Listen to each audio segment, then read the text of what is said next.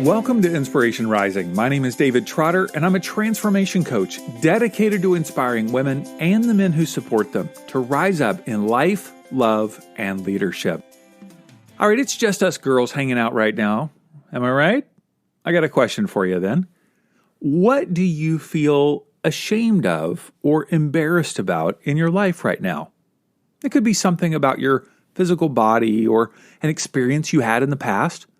Perhaps something you consider to be a failure or even a fear.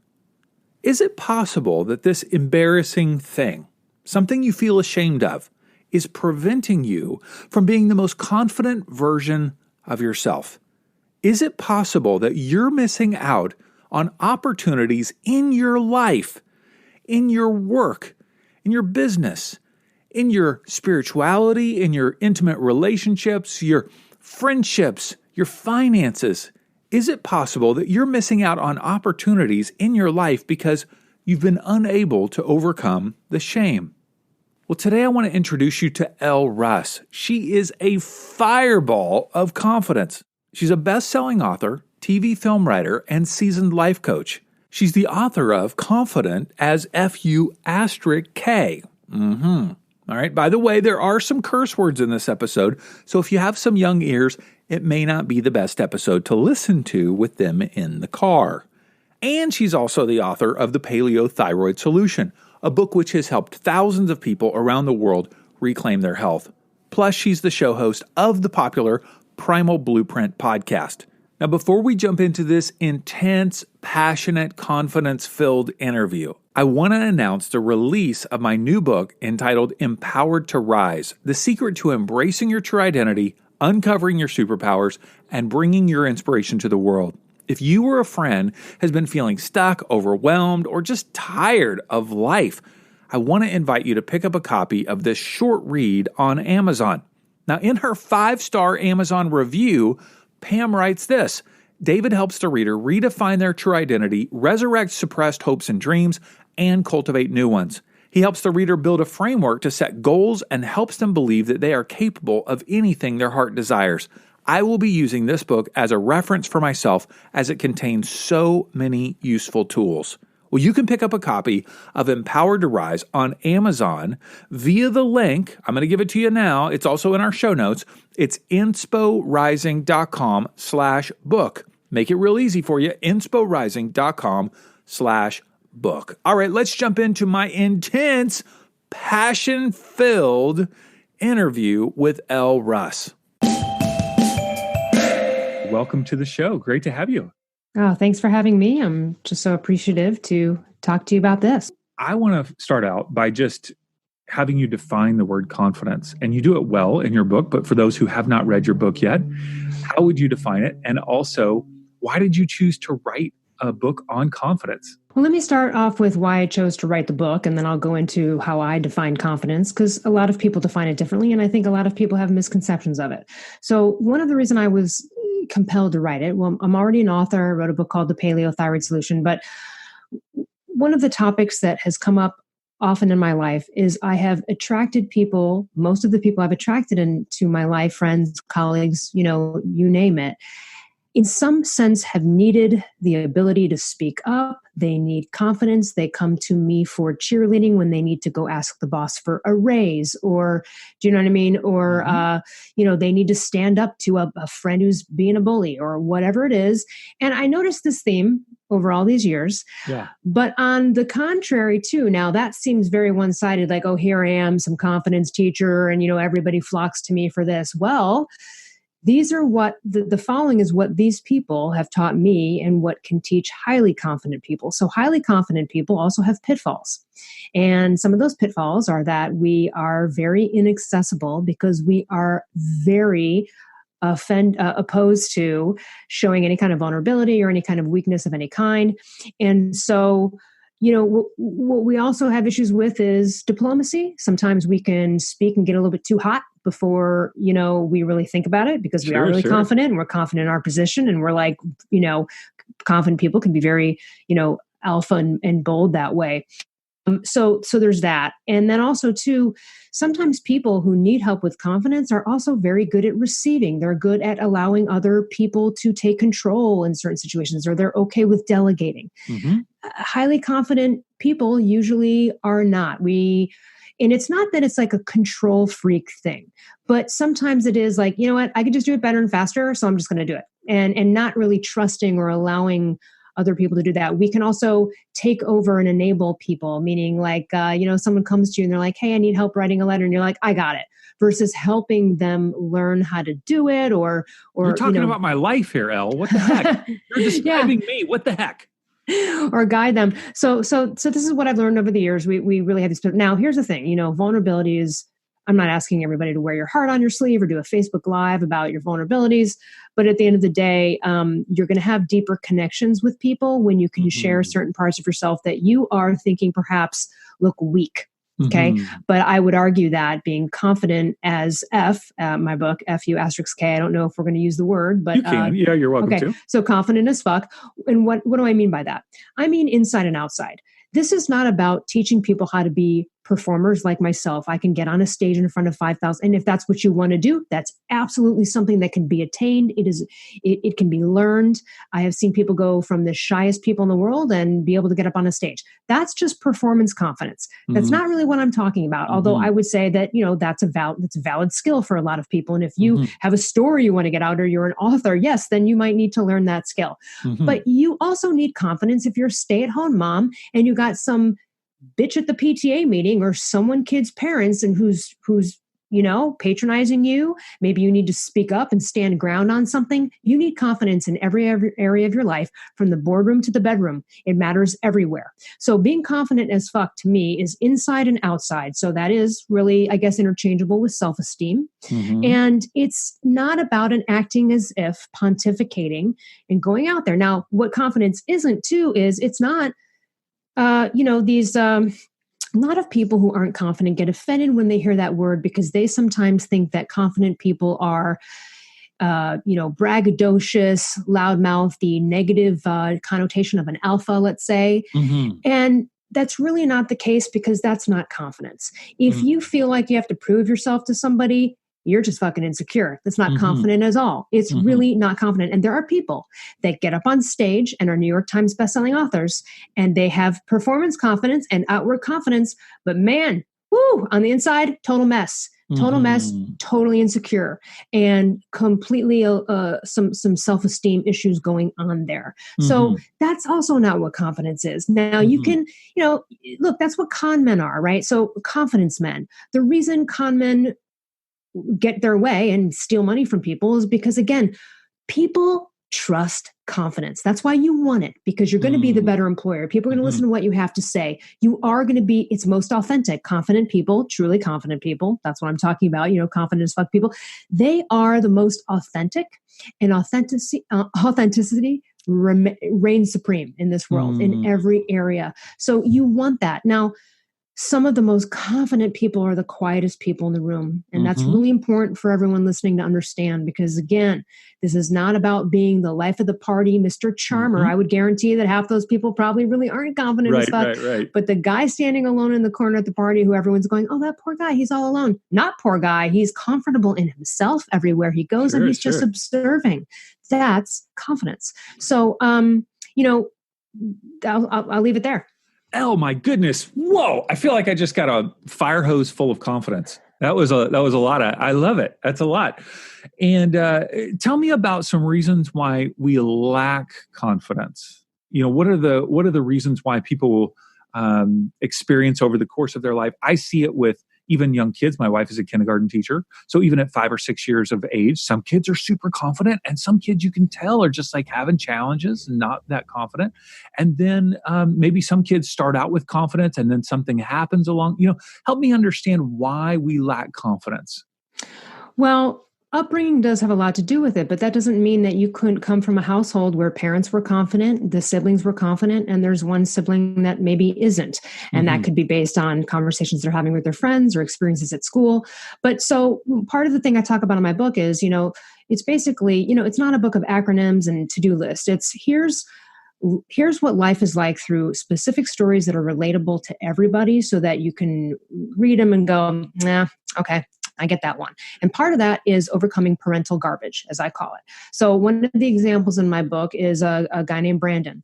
And Brandon grew up where, normal household, no one was beaten, nothing like tragic, middle class, so everyone was supported and had a roof over their head, educated family, seemingly kind of the best of, America in terms of what you could be born into.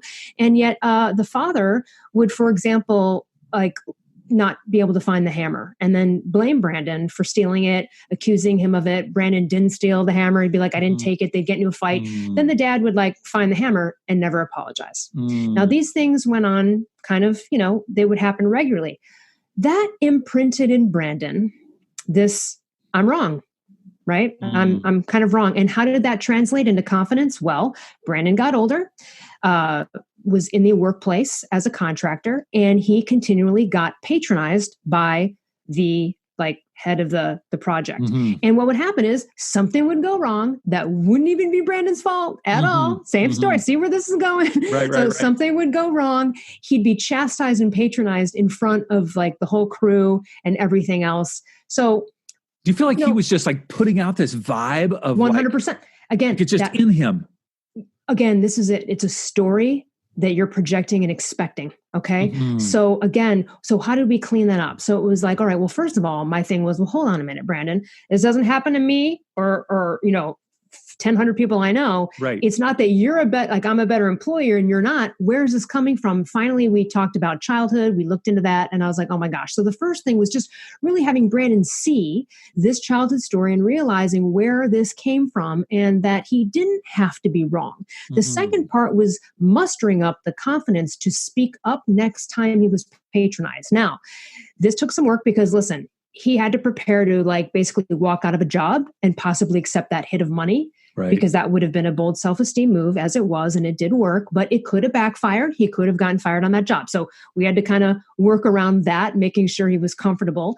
Finally, it happened again, of course, because if you don't bully a bully back or you don't call a bully on their shit, it's going to keep happening to you. You're going to be perfect prey. Most of the time when you call a bully on their shit, they will acquiesce. They will crumble most of the time. So finally he geared up.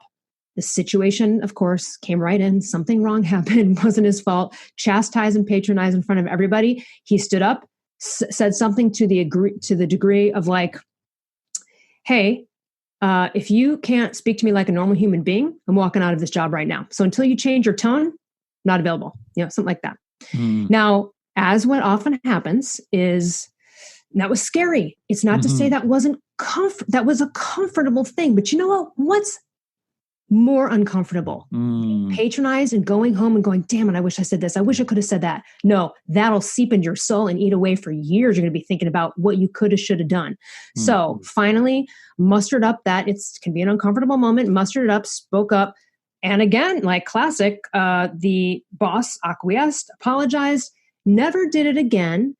However, he had one tester that came up. Usually when you've conquered a thing, I believe the universe will kind of throw you an extra tester down the road to go, did you sure you won this lesson?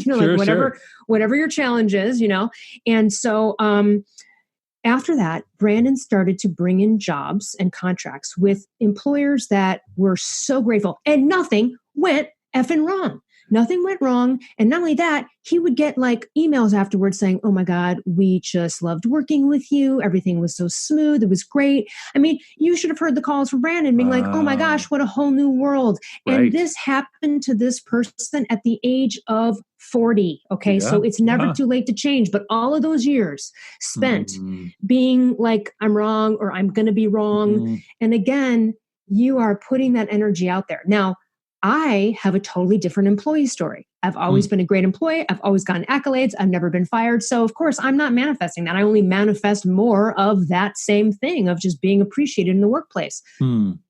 I have another area I needed to work on. Everyone's got their little area. Sure. You don't know what it is for you. But so that's where parental garbage and that's so that's a big one. I know that impacts confidence.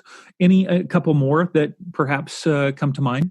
Yeah, well, being around toxic negative people that I call downers, the downer effect. And I mentioned 9 of them. We've all been downers. We've been around downers. And so if you're laughing, thinking like, oh, I know a bunch of downers, you've also had downer thoughts. So if you don't want your confidence messed with, you better stop messing with other people's. And it comes in the form of dumb comments that seemingly are innocuous, like a friend says to you, I want to start a new business. And your response is like, ooh, be careful, because like 50% of new businesses fail. It's the skeptic, right? It's always the skeptic or the quote realist or someone, again, downering your damn idea. So back to a Steve Harvey quote, don't tell your $1 million ideas to $100 people. And we've got to get rid of these toxic downers because listen, people are going to project their lack of confidence in a thing on you. Mm-hmm. What the hell are you going to do? Mm-hmm. What are you going to let that person win? No, you're not. No, you're not. Not if I can help it. Not if I can help it. So some of these downers come in the form of people that love you and support you and are generally not downers. Sure. I had it happen with, I have so many examples in the book, but I'll tell you a strong one, which is when I wrote my first book. Now I had been a writer before. I'd written some, sketch comedy and some sitcoms and a documentary, but I had not written a book before. Sure. And when I was as you're writing this, as I'm reading this section, I'm grimacing and kind of laughing at the same time. I'm like, oh. It's just painful section to read in the book. So tell the story. It's so good. It's so painful. So I go to a family member who loves me, is supporting me forever. Yeah. Amazing person, normally encouraging, not a downer in general. Okay. And so I went to them and I was like so excited because Mark Sisson, my publisher, and you can look him up. He's an amazing guy. For those of you who don't know him, we talked about me possibly pitching him a book called the Paleo Thyroid Solution. He said, great, I'd love to hear it. So I tell the family member, hey, I'm going to go pitch this book to Mark. And their response was, well, you've never written a book before. Oh. All with that skeptical, good luck with that, and I said, whoa. I said, hey, I'm a writer though. It's just another format. So you know what I mean? Like big deal. Brush that off. Although it hit, I'm not going to lie. It hurts. It hurts when these things come at you. When downers come at you, there's a moment, but you have to be able to self-talk it out and to go, watch this mofo. You're going to be wrong. And it's not about proving them wrong. It's about proving yourself awesome. But there is that element of like, no, you do not get to dictate my confidence. I'm going to do that. Even though you just hit me, you just came at me. So then the second was finally, Mark said, yes, I'm going to publish your book. And I went to the same family member and I'm like, oh my gosh, Mark is going to publish my book. I'm so excited. And they go, well, now you have to write it. And I was like, what the fuck? Like, really? Like, oh my gosh, what a downer. There was no, oh my God, that's so exciting. Congratulations. Nothing. It was, well, now you're going to have to write it in a voice and a tone that was like, I don't know if I think you can really do this. You might effing fail at it. That's really what that is. Yeah. And then I was like, oh, damn. Okay. Of course I'm going to write it. Like, why would I? Okay. So then the third hit was the book is done and they're about to publish it. And Barnes & Noble had called the publisher and said, hey, we'd like 1,000 copies of this book. And they hadn't read it yet.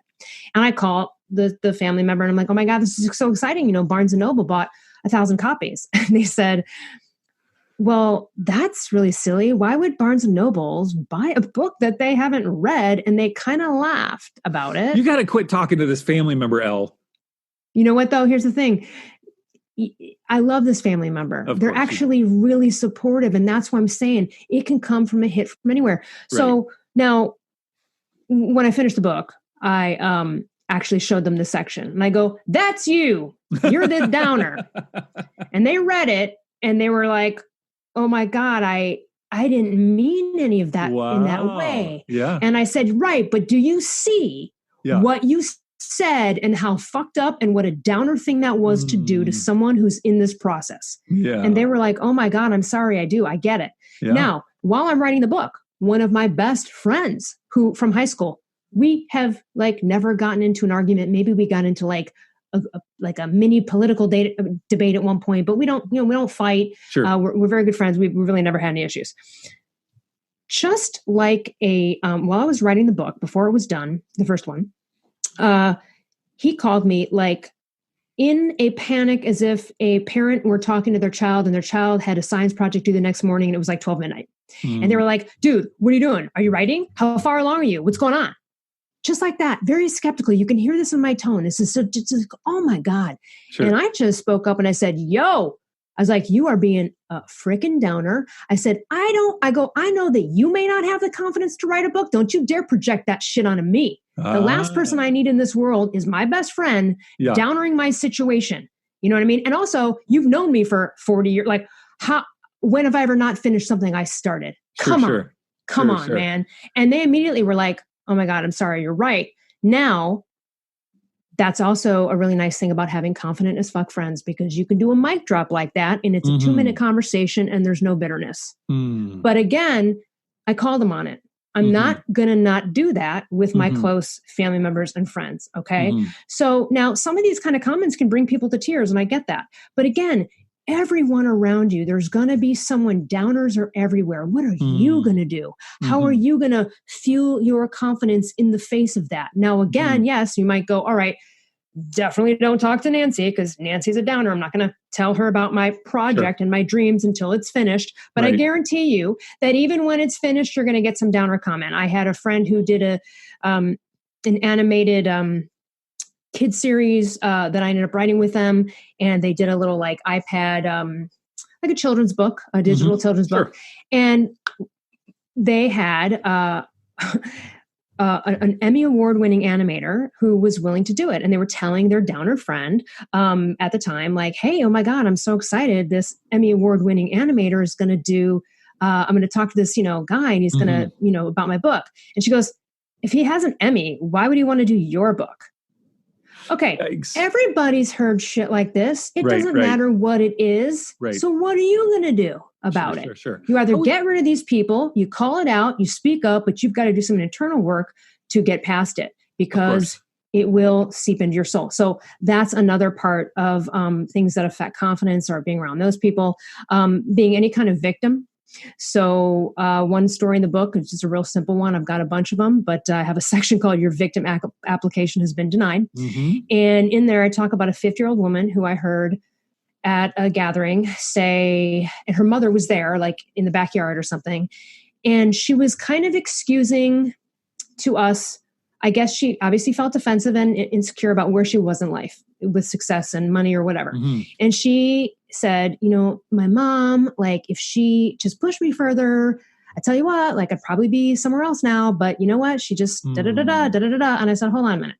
You're 50. So when did you kind of discover that maybe your mom wasn't the best parent or wasn't the best guide? Like, what age did you figure this out? And she was like, I don't know, maybe when I was, 30. And I go, so you've had 20 fucking years?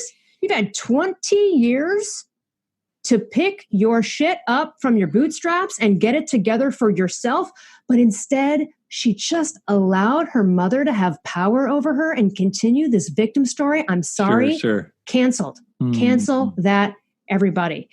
That is allowing someone else's opinion of you to completely dictate and help create your future. Are you really going to allow that? Because clearly you don't respect that person. I mean, you don't respect that behavior. You don't admire that thing that they did or didn't do. You got to give it to yourself, but enough victimhood. So being a victim, wallowing in that, and that's why this book's really, I know someone who bought it for like every family member, because the book is like, if you're not willing to tell people in your life that they're a downer and they're a victim, I will. I'm doing it. So just hand them the book. The other very important thing that can affect confidence is shame. And I have a whole entire chapter on shame disables confidence. Can I ask you a quick question before we go there? Sorry. Because that is just an incredibly powerful let's part get into of the book. Whoa. How would you distinguish between someone who's giving feedback, right, versus someone who's being a downer? Like, you know what I mean? Trying to be constructive in some way or being helpful. Perhaps it's a close friend. Like, how would you distinguish between those two? We know the difference because when someone's a downer, it doesn't feel right. We all know when people have bad vibes. We all know when someone is internally rolling their eyes going, yeah, good luck with that. We know it. We feel it. That's your indication. And it's more about them than it is about me. Oh, well, 100% it is. And it's about their belief in whether or not you think you're going to do that thing. Now, here's the thing. Like, let's say someone comes to you with an idea and you think that they're going to fail at it. If you think it's a horrible idea, you might want to you can give constructive feedback, go, well, what about that? Or have you thought about this? I mean, there's ways, books on giving constructive feedback. However, some of the time you just got to let people fail. Like, even if you know that they might fail at a thing, what's so important is that they'll remember you encouraged them. You still got to get behind them. That doesn't mean, like, I had people come to me with crazy ideas and I've been like, look, I don't think that idea is what you think it is. Let me give my opinion on where I think you want to go with this and what you think it is. And I think they're conflicting. That's just a regular, normal, like, philosophical conversation about a thing. But this, no, it's classic because creative people get more downers from everyone in the world. So for example, in the book, I talk about, a random stranger who said, hey, what do you do? And I said, I'm a writer. And this is literally verbatim was their immediate response. They go, so are you like a real writer who makes money at it? Or do you like, work at Starbucks, but you write on the side? And I said, that's fucking rude. Would you say to a real estate agent, do you just have a license to sell houses or do you live at home, but like you don't actually really make money at it? They go, no, that's different. I go, no, it's not different. No, it's not. It's rude. I said, but here's the thing. Luckily, I talk about this perspective in the book, and I said this to the guy. I said, luckily, when negative naysayers like you roll around, it only fuels my success. So you just launched me to a whole new level, man. So like, thanks. And, they were left in the dust feeling like a dumbass. Hopefully, they learned a lesson about not being, rude like a downer. A downer. And here's the thing. I could have defended myself and be like, yes, I'm a successful writer. I wrote a best-selling book.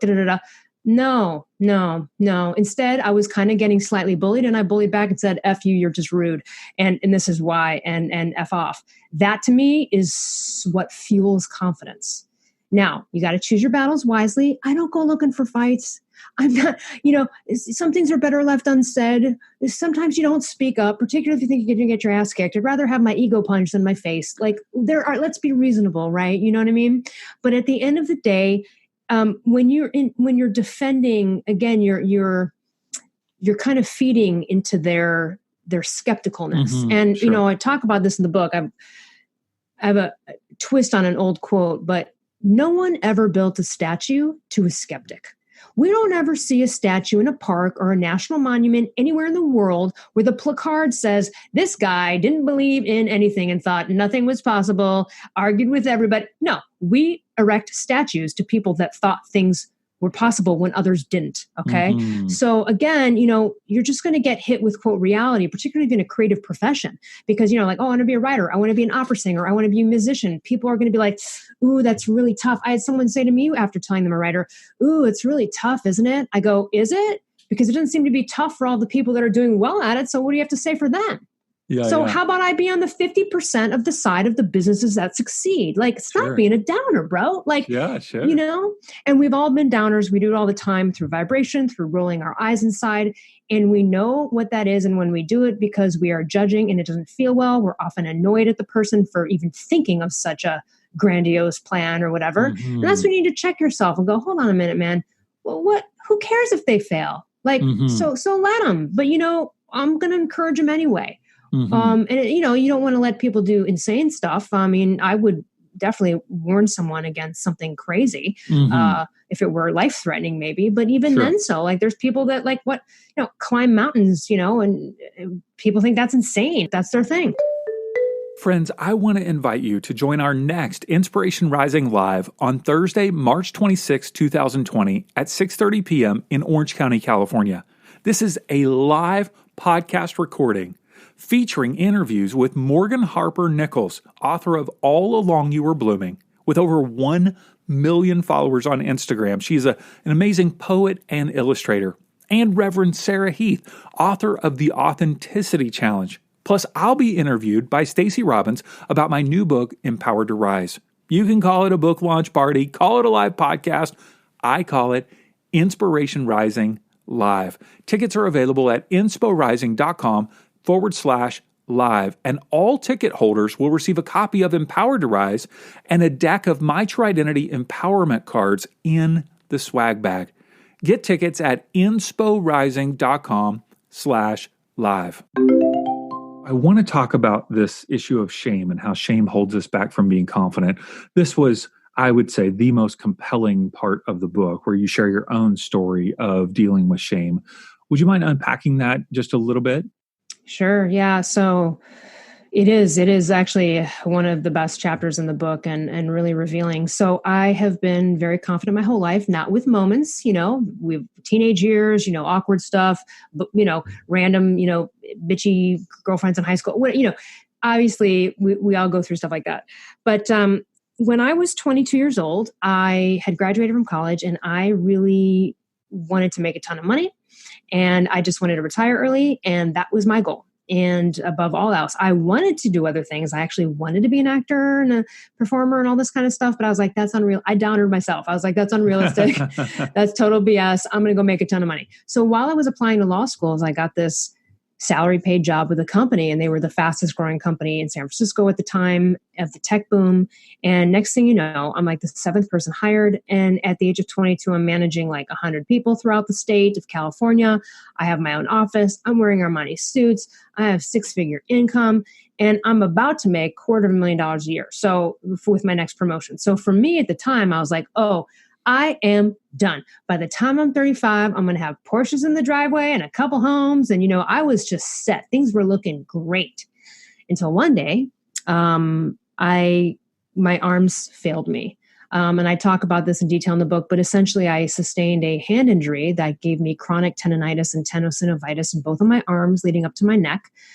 And I was in chronic pain 24/7. And when I mean chronic pain, my arms were like huge and inflamed. I could not hold a fork to my mouth.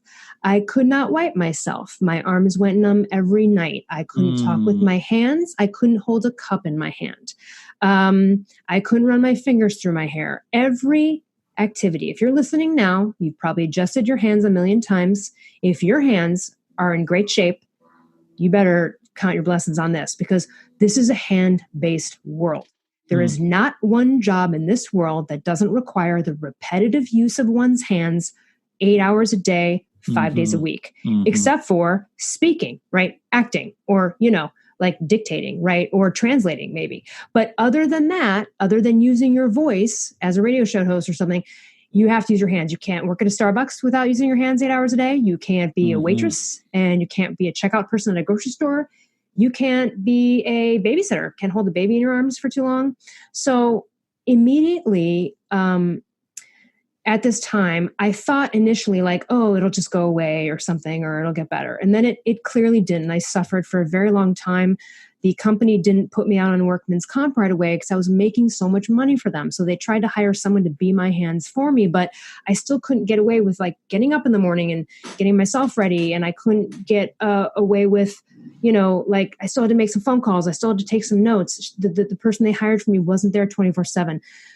At some point, my arms were just literally dead. I couldn't use them at all. And it was just a total disaster. So they put me out on workman's comp, and they were like, bye, see what happens. And I was like, what? I was 22. I didn't even know what workman's comp meant. I really didn't.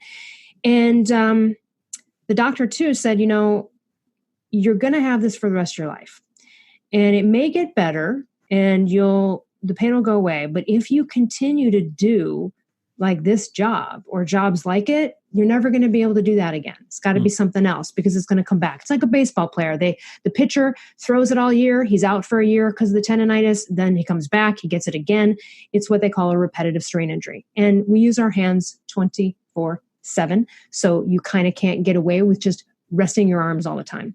So at the time, man, you have no idea. When I realized that this thing was permanent and that I'd never be able to go back to that job, I had a moment in my apartment in San Francisco where I sat there and I had I had two thoughts. I had an accidental thought of gratitude, because I wasn't, practicing it intentionally then like I do now. And that thought was, all right, well, my arms may be useless, but at least I have them. So there was like that. And then my other thought was this horrible instant sense of shame and low self-worth, which was this. I thought, oh my God, who is ever going to want me? Who's ever going to want me? I can't be a wife, a mom. Who's going to want me? I don't know that I'd want a guy whose arms were dead at the age of 22. Who the fuck is ever going to want me? I want to bawl my eyes out right now thinking about how sad I was sitting there with that sense of shame. Because when I look back, shame is really a sense of unworthiness. And it doesn't matter if you have a mangled toe you're embarrassed about, or you killed someone because you were a drunk driver 20 years ago and you feel shame about that, or you got molested and you feel shame, or you haven't come out yet and you're gay. I don't even care what the shame is about. It will debilitate you. And the way that debilitated my life was not in like I was still confident in the, so I went and pursued obviously a career in voice, and it took me many, many years. So I'll give you the good end first is that, yay, I host a podcast. I write books with my mouth. I can use my hands. I am not in chronic pain anymore. I still have the issue. I can play a game of ping pong with you for fun, but I'm not going to be on a league. You know what I mean? So I still can't sleep on my sides. And again, this is not about pity partying, but I still have the disability. And I'm technically 40% disabled by the state of California. And this has been 20 years now. So grateful to not be in chronic pain though. And I've done a lot of work on that. So back to that sense of shame, the way that it affected me was not in general areas. Like I was still really confident and people would look up to me for that. But where it disabled my confidence was in romantic relationships and friendships. I was so mortified because when you have a hand disability, especially one that you can't see, the world is unforgiving. They understand when you're in a wheelchair or you're missing an arm, they totally get it. They can have empathy. But they do not understand it when it's something they can't see. They question you. Some of them doubt it. They give you a ton of advice. You get tired of hearing that because you've tried everything in the world. Do you know what I mean? Believe me, I've tried everything from hypnosis to acupuncture. I mean, I've done it all. And then too, I had people that were jealous of me because my company had a long-term disability policy. And that was probably the hugest hit. Back to earlier where confident people don't want to appear weak. I couldn't get over the fact that I was receiving money, regardless of being it private. It's not like taxpayers were paying for it, called disability, called long-term disability, that I was now dependent on an insurance company. The salary, I'd gone from making six figures down to $45,000 a year in California. Doesn't get you very far. Especially when you have to be an entrepreneur to try to take whatever money you have to then now like use my voice. Do you know what I mean? I had to put money into that. So it was really tough. And a lot of friends were like, oh, that's so cool. I'd be in Paris one week and, Hong Kong the next. And I was like, I'm worried about survival because now I'm like, who's going to want me? How am I going to support myself? What's my life going to be like? It was the scariest thing in the world. I sobbed all the time. It was so depressing. And the way it screwed with my life big time was with romantic relationships, because I was so afraid of being a financial liability or being rejected by the person, or just, again, having them maybe even question it, to not believe it. When you're a person that has a disability you can't see, physical therapists and doctors can feel it. They can feel inflammation, they can feel bumps, and they become your best friends because they actually understand and they're validating your thing. You feel seen. But when people are looking at you and you look normal like me, they don't. But that's also how I got away with it, because I don't have something visible. I got away with hiding this shame. So I would, let's say, date somebody, and I would be crippled by the idea of having to tell them at some point. And I didn't for most of the people that I dated, or I would wait until the relationship got to a certain point and then they said like, I love you, or something, to make me feel safe that I could tell them. I was crippled with tears and like beyond choking up snot, just awful every time I would even bring it up. The other thing is when you have shame about something, it doesn't matter what it is, but with my situation, people, family members, everybody be like, I don't understand why you're ashamed. It's not your fault. No one's going to care. You got injured. It doesn't matter. It doesn't matter if it's your fault or not. And it doesn't matter. What matters is that that's really discounting. And again, it's well-meaning. I get that. They're trying to say, who cares? But you're like saying, that's really like telling the person who's got shame that they're ridiculous for having it. It's discounting it. It's the bottom line is still, so it makes you just shut up even further, because every time you bring it up, people go, I don't know why you're so, and then you're just like, thanks, that now I'm just going to go further inside and just shut up and keep it to myself. So this really affected me, and it really came to a head about 6 years ago. I really thought I met the guy I was going to marry. And I mean, to this day, I have nothing bad to say about the guy. Amazing human being. but he was emotionally inaccessible. He would show me he loved me. He was very affectionate and all that, but he just couldn't speak any words of emotional intimacy whatsoever. And I'm really a words person, and that's I need that more than anything in the world. He couldn't get there. We ended up really breaking up over that. And I was so upset. I called my life coach, and I'm bawling my eyes out. And I mean, I just am saying, this seems like such a cruel joke. I do all this work in my life. I'm intentionally creating my reality. I've gone through these different types of men. I meet this incredible human being. And what a cruel joke that the one thing is this thing. And it's like a big deal breaker. We get along. We never fought. Like, just damn it. I mean, I said, why would the universe play a cruel joke on me like that? I was just bawling my eyes out. And he said something to me. It was so harsh and so true and so amazing. He said, did you tell him about your disability? And I said, no, I didn't. And he goes, well, then guess who's the robot? You are. What were you expecting to attract in another human being if you could not open up and be vulnerable yourself in the situation? And, we dated a year. I never said anything. Okay.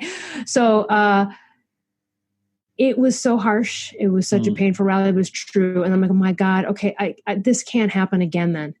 Because I do want to have a marriage. Like I can't go through life like this.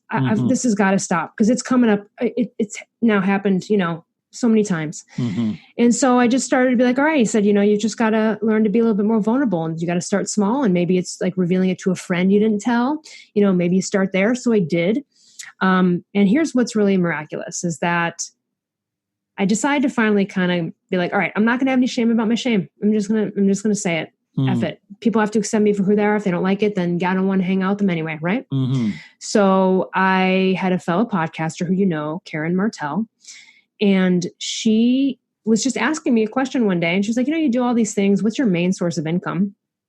And I was like, uh-oh, because that was the question that led to me even having to admit like a thing called long-term disability. Sure. And I had a split second in my head where I'm like, you can carry the charade on and keep dancing around this topic with semantics, or you can just be honest, try it out. Didn't know her that well at the time. And I just told her a Cliff Notes version of this. And this was her response. Oh my God, Elle, I also have a hand disability.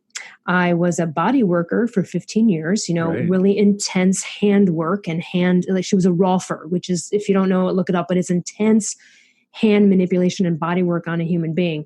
And she said, I ruined my hands. And that's why I became a podcaster and a health coach.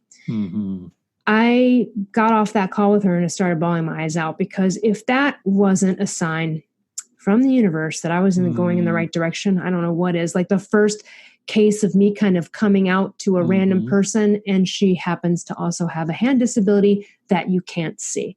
Sure. Then it got even more crazy, because a few weeks after that, I had someone who said, you should interview this woman, Jeslyn Moyer. I know Jeslyn. Yeah. Jeslyn. Yeah, you should interview Jeslyn. She's got a really interesting health story. And I thought, all right, I didn't know what it was. I didn't ask. And I figured I'd find out on the podcast. I'm interviewing her, and I had to put the mic on mute because I was bawling almost instantly when she said the following.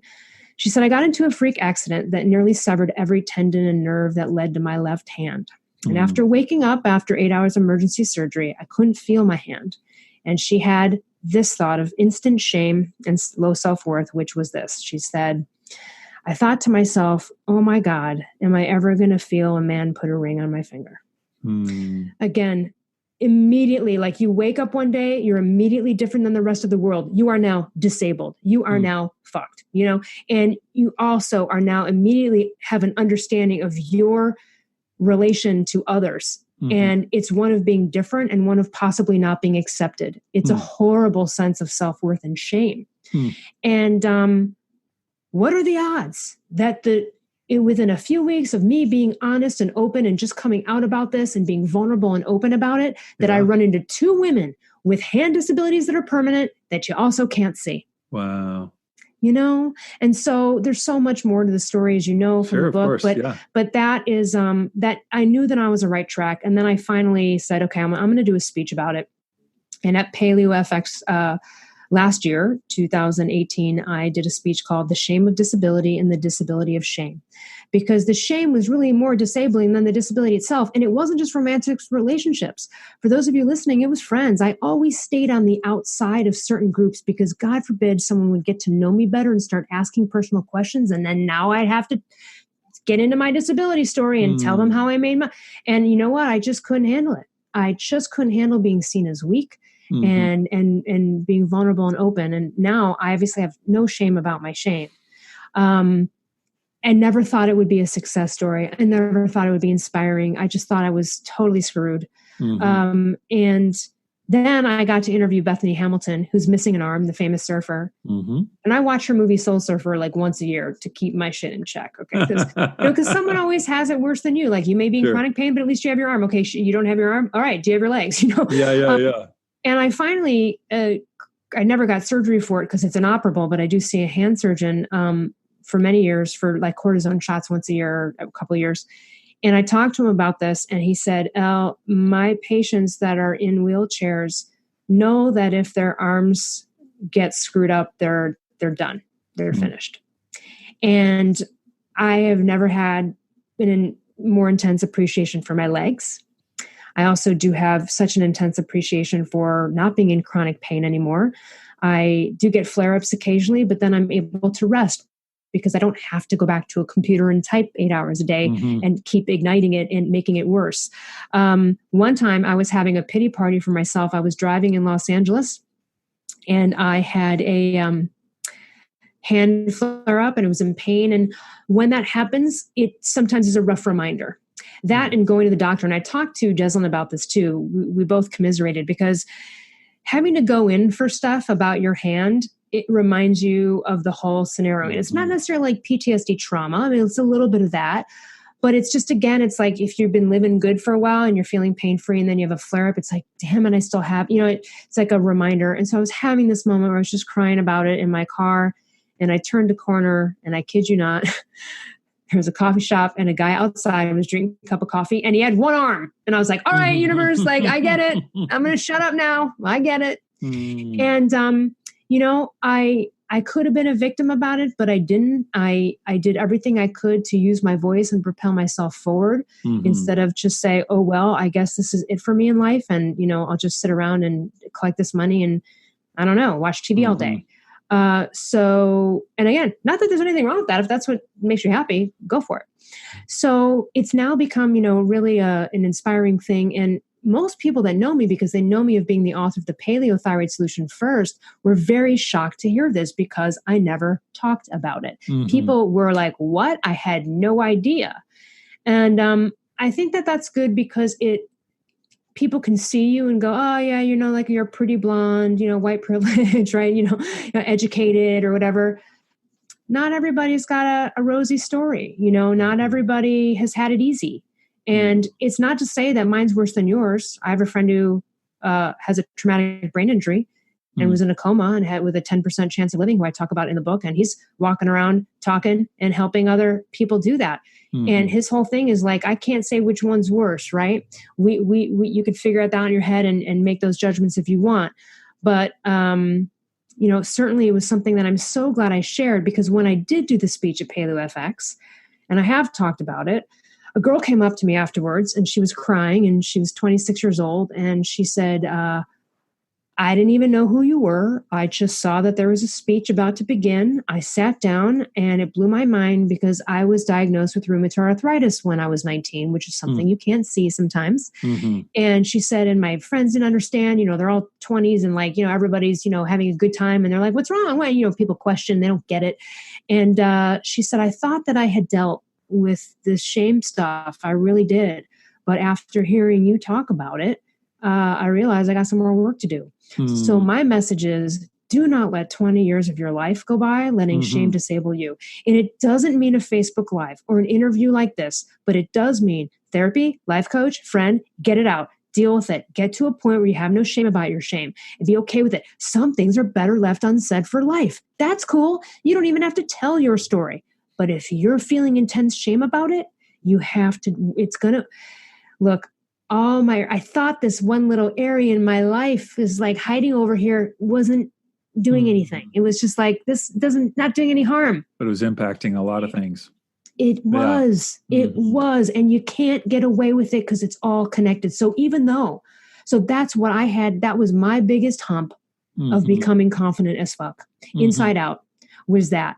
Because I didn't have it anywhere else. You know what I mean? And again, some might say, and still to this day, people would say like, what's there to be ashamed about? And I love that they attach with it like, well, it wasn't your fault you got injured. Who cares whether it's your fault or not? Still feel the shame. Yeah. Shame is shame. Yeah. So anyway, yeah. It's beautiful, beautiful. Well, I want people to be able to get the book, obviously Confident as FUK, and the Paleo Thyroid Solution. Both of those books we'll link to in the show notes. Of course, they're both available on Amazon. You're also the host of the Primal Blueprint Podcast, and so we'll link to that and encourage people to listen to that as well. And they can find you at elleruss.com. Of course, that'll be linked in all the show notes. Elle, you are a fireball of confidence and energy, and I can just tell that you, not only do you represent yourself, but you have this powerful ability to represent others and help them represent themselves. And that is so beautiful. Like I can just feel it, like you pouring energy, you pouring courage, pouring confidence into people so that they can then stand up and be confident themselves. So thank you for doing that for people and me today. I feel more confident just hanging out with you. Thanks. Look, you got to get it. You got to get after it. You live this one life and it's going to make your life better. And all of your relationships in becoming confident as F, inside out. And I love helping people, whether it's overcome a health challenge, with thyroid issues or whatever it is, or overcoming shame, or just, again, having the confidence to go in and get the proper salary for a new job. You can do it, so even, and again, I just want to give one example. Someone I know debilitatingly shy, even if you can't talk to people. So that's ground zero of confidence. If you can't even speak to people, you can hire a social coach and they can take you to a mall and they can help you go talk to, a cashier. Cause like people who work at places are going to be nice to the customer, right? They have to be. There's always somewhere to start. I have seen people come from there and now they'd walk into a room, they're introducing themselves to everybody, completely confident. Do they have moments? Yes. But they're talked out of quickly and gotten over pretty fast. So even if you're at ground zero with confidence, you can do this. And again, it might not even be to perform, but it might be to just, go ask someone out in public at the grocery store or just start a conversation with someone. So you can do it. Everybody can do it. And I wish everyone the best. Well, to learn more about Elle and her work, check out all the links in our show notes, which can be found by swiping up on your phone right now or going to our website at insporising.com. Well, what would it look like to express confidence in your life this week? In what area are you feeling some shame or embarrassment? And what would it look like to begin to overcome it? I believe that you know the next step that you need to take. It's in your heart. You're hearing it. You're hearing it in your mind. And will you be courageous enough to take it this week? I believe you will.